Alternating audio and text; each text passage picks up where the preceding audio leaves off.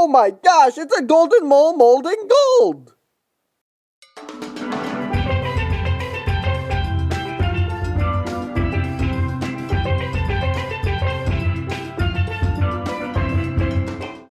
Hey everybody, I'm Animal Boy and welcome to Amazing Animal News, the show that brings you happy news about animals! Very funny, editor. If you think really hard about it, the places with no water are very much like the places with only water. Deserts and open oceans are big, barren, and cartoon characters are constantly getting stuck in them. But one similarity you may not know between the two is that both ocean animals and desert animals swim. Let me explain. If you are in the desert and are under the sand, you get to avoid the burning skies of the day star. Instead, you get to feel nice and cool. That is why many animals like sandfish and sand vipers have evolved to swim under the sand. But no, we ain't talking about reptiles today. Though we probably should. It is criminal how little we talk about reptiles on this channel, and I will change that at some point. But no, today we are talking about this channel's specialty. Weird little mammals. Golden moles are a type of insectivore found only in the deserts of Africa. They get their name from their fur, which shines gold because of an iridescent oil they produce.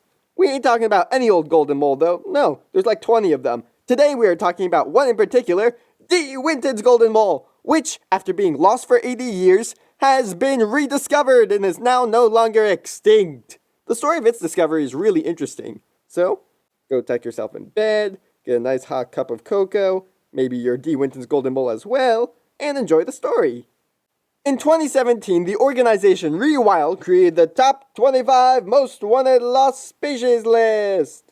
This list included 25 species that scientists did not know if they were extinct or alive. It sort of created like a treasure map for scientists, and then they went out and were like, yardy hardy hardy. I'm sorry, I don't know why I thought that biologists talk like pirates right there, but for sake of argument, let's just assume they do. Yardy hardy hard, me mateys, me fellow biologists, we are going to find these 25 lost treasures and get this pirate booty. Yardy hardy hardy har, I have a doctorate from Princeton, yar. A few species have been rediscovered since this list has been created, like Attenborough's echidna, which we have a video on if you want to go watch that and maybe subscribe while you're at it. We're trying to hit 2,000 subscribers by the end of the year. Okay, annual plug for the video, now back to moles. D. Winton's golden mole was one of the animals on this list, and in 2021, an expedition was made to Port Nol, South Africa, the only place these moles have ever been known to exist, to find one of these elusive moles. The scientist team collected 100 soil samples and searched for eDNA. I swear it's not Edna. It's actually environmental DNA, or the DNA that an animal leaves somewhere. This can range from anything from scat to hair to secretions. You leave eDNA places too. You go to the gym and your shirt gets all sweaty? Boom! eDNA. You take a shower and your hair gets caught in the drain? Boom! eDNA. You lick the sidewalk because your neighbor Justin dared you to, even though you were 9 years old and you probably should have known better by then? Boom! eDNA. The team also had another trick up their sleeves. A dog that smelled smells. Smelly smells. Smelly smells that smelled smelly. The dog's name is Jessie, and she is a border collie. She was trained to sniff out two more common species of golden mole, the Cape's golden mole and Grant's golden mole. That way, if the team found golden mole tracks and Jessie did not alert them, they knew something could be up. And that's exactly what happened. But what the team was not expecting was to find a fourth kind of golden mole DNA there. Van Zyle's golden mole. I swear, everyone has a golden mole named after them. It's like the Oprah of mammals. You get a mole, and you get a mole, and you get a mole. Since the DNA of D. Winton's is very similar to the DNA of Van Zyle's, it took a while for the team to confidently identify the species. At the time of the DNA's discovery, the only D. Winton's DNA that was available for them to compare to was its nuclear DNA, which can be hard to distinguish. But do not fret, my friend, because roughly a year later, a second D. Winton specimen was discovered at the museum, and this specimen had mitochondrial DNA, which is very easy to distinguish.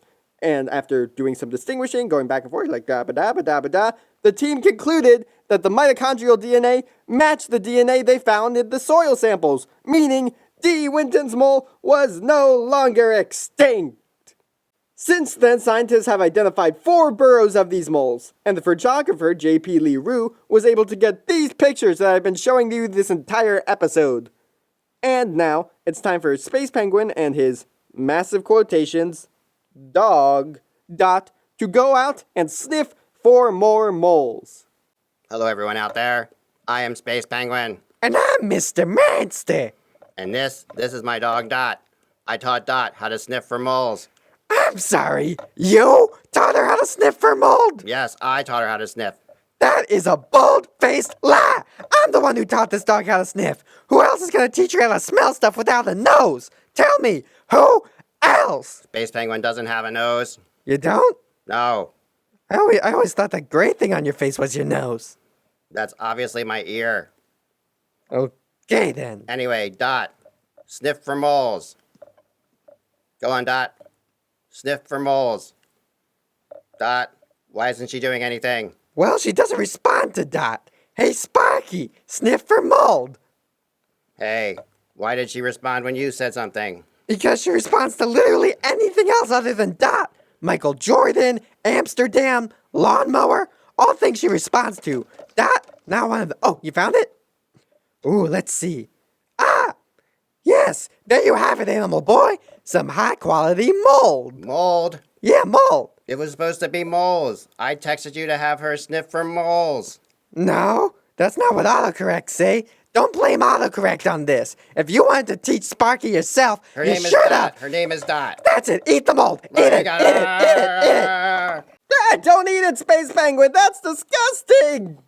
One of the reasons D. Winton's golden mole was on the 25 most wanted species list, besides for its uniqueness, of course, is that its habitat is under threat. Port Nolloth, South Africa still has many functional diamond mines run by the De Beers Company.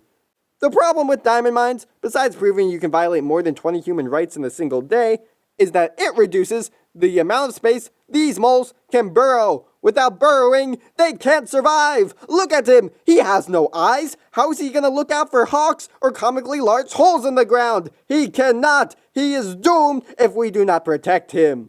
Moral of the story, if you are somehow in a place where you are socially and financially acceptable to buy diamonds, don't know how you would be, maybe you robbed a bank or something. Buy sustainably. Have a good day, and remember folks, comment down below if you like these longer monologues, because I had a lot of fun writing this one. See ya!